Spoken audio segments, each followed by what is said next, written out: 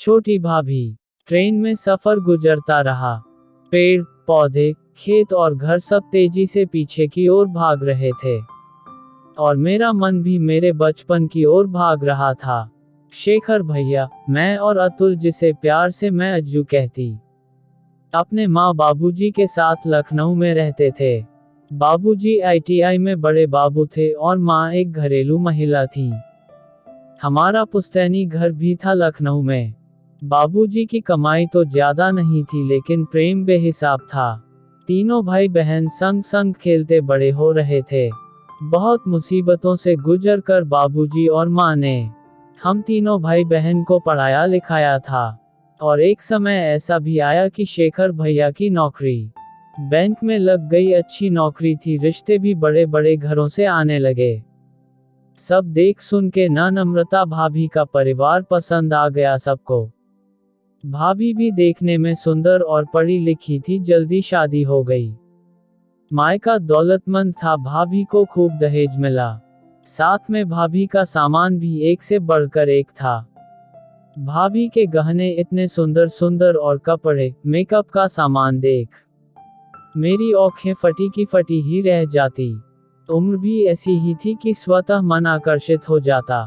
एक दिन नम्रता भाभी कमरे में नहीं थी। मैंने उनकी लिपस्टिक लगा ली, तभी भाभी ने देख लिया और घर में हंगामा मचाते हुए, खबरदार जो मेरे सामान को हाथ भी लगाया, कभी देखा भी है ऐसी ब्रांडेड मेकअप के सामान को। आंखें दिखाती भाभी मुझ पे बरस पड़ी और माँ ने अपनी कसम दे मुझे चुप करा दिया। उम्मीद थी शेखर भैया शायद भाभी को कुछ कहें, पर बड़े घर की बीवी और दहेज के सामान ने उनकी सोच को बदल दिया था। वो भी आए और मुझे ही डांट कर चले गए, और अपमानित होकर भी मैं चुपचाप बैठी रही।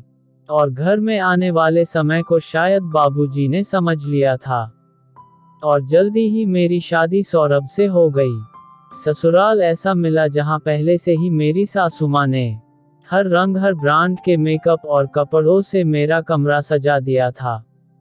और फिर मेरी शादी के 1 साल के बाद ही माँ बाबूजी भी एक एक कर गुजर गए।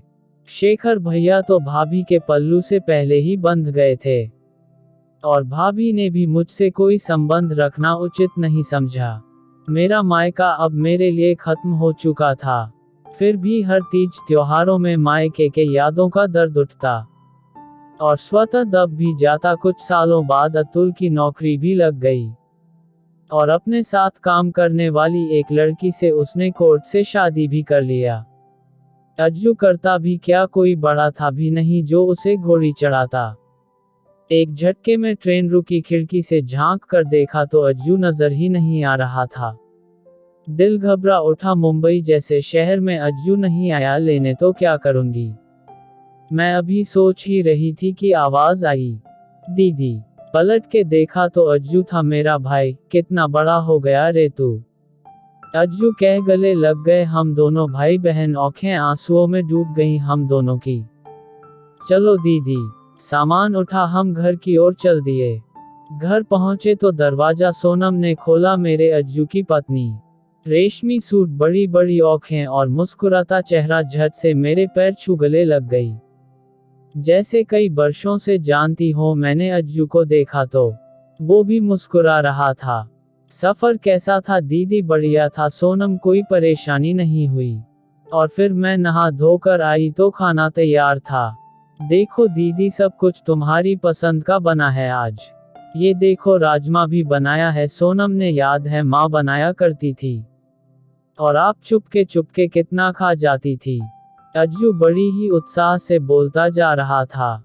खाना बहुत स्वादिष्ट बना है सोनम, मेरे कहते ही बच्चों सा चेहरा खिल उठा।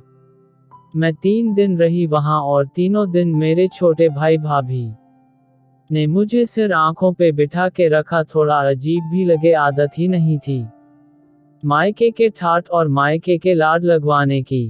वापस आने वाले दिन सोनम ने सुंदर सी साड़ी, बिंदी, सिंदूर और एक लिफाफा लेकर आई। ये भी रख लीजिए दीदी। नहीं नहीं, इसकी क्या जरूरत है।